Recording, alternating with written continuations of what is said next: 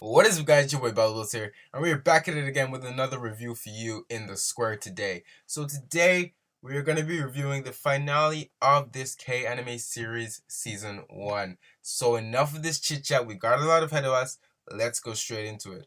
So the episode starts with obviously this big brawl between the Blue King and the Red King, Munakata versus Mikoto, and you see the kings clashing, and the swords and the Damocles clashing.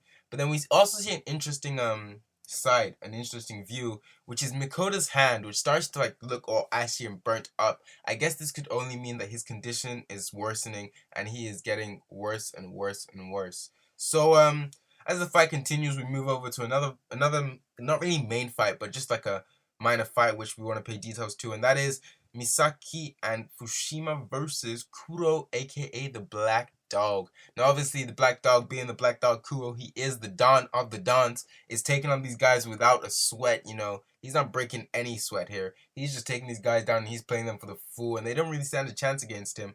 That is until he knocks both of them down, and a member of Homura picks them up and like takes them away, and the Black Dog gets on with like going to see what the Silver King wants from him, aka Shiro. Now, after this, we see Kukuru. I finally learned the girl's name. Kukuru. We finally see Kukuru, and she is obviously still being possessed by the colorless king, and she is fighting with her all to get out. But nonetheless, that's not really working for her, and that is until the colorless king gets tricked by Kuro, aka the Black Dog, and Shiro, aka the Silver King. And the Silver King kind of tricks him to think that he is in a vulnerable position, and the colorful king thinks this is the colorless king thinks this is his opportunity to take over Shiro's body, aka the Silver King, and basically obtain all power. So he goes in, and it is actually a trap, and we actually see the colorless king's real human body.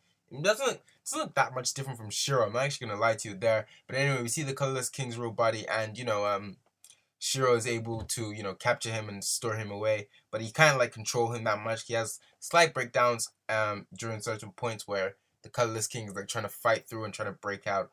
But nonetheless, as this continues, we see a sight which we have never seen before, and that is the four Damocles swords coming together. Now, at this point, I was like, wow, this anime really knows how to take it to a hype moment.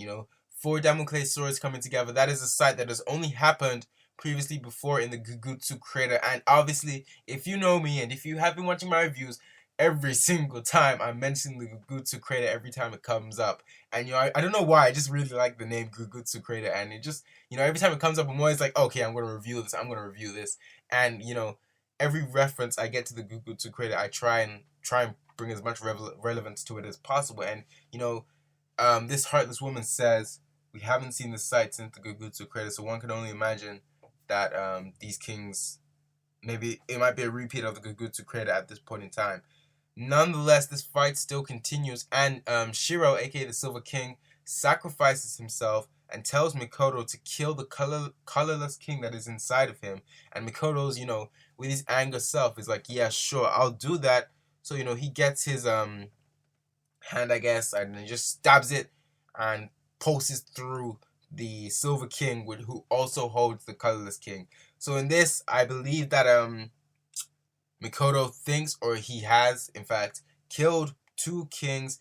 And as we were told earlier, the result of this is meaning that I don't know, maybe his vitamin level hits too high and his sword of Damocles starts to fall. Now, at this point in time, I kind of wanted it to fall. I'm not going to lie to you. I really wanted this sword to drop, drop, drop, kaboom. That's what I wanted. And, as it was getting close to the ground, I really wanted this to happen.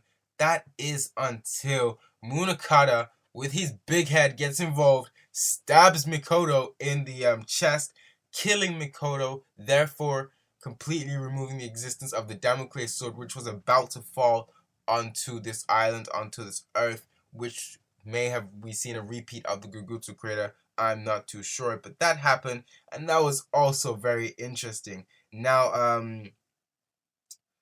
unfortunately, we weren't able to see that happen, and the Blue King, he was basically the only person who walked up from this whole fight basically unscathed, and you know I remember Neko trying to take out the umbrella out of the ground, Shiro's umbrella, and she's like, I want to see Shiro. Where's Shiro at? Where's Shiro? Then the Kuro says to Neko, he's gone. He's not here anymore.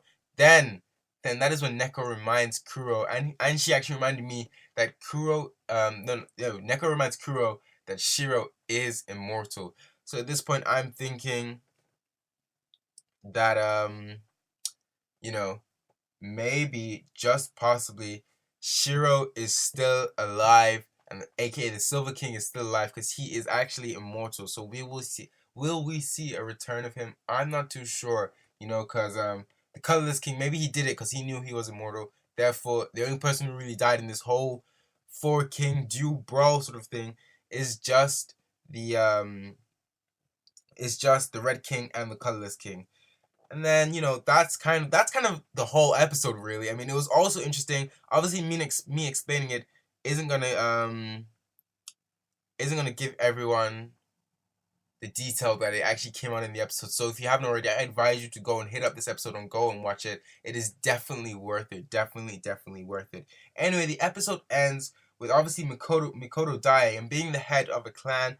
All of his clan members, like I believe they're tattoo. I'm not sure.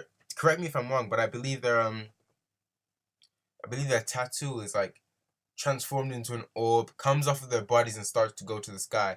Now, what I believe of this, I believe this is their power going away, and I think this also means that Fushima is also now he doesn't do will the power anymore. He's only got the blue power, and those red orbs have gone to the sky, meaning that Homer is completely useless. They're just a gang basically, a gang with no power basically, and they're pretty useless at the moment. But what this did mean is that one king is wiped off the face of existence. I guess you could say that, and that is kind of how it ended. Is it a cliffhanger? I don't think so. I don't think so. But I feel like they have more stuff to expand on after this, which I'm looking forward to. So that was basically the whole review.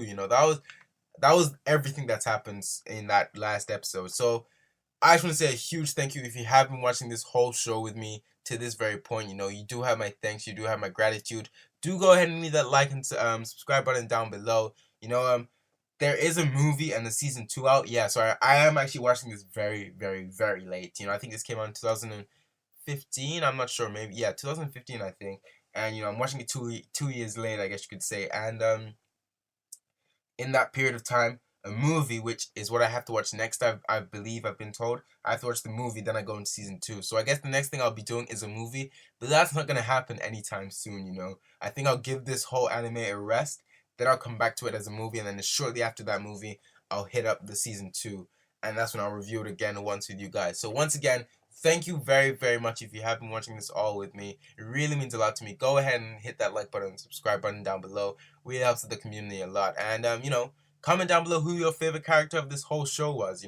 For me personally, I would say it would have been Fushimi because I love that attitude he had. I love that that cockiness, that arrogantness he had to him, and he was just.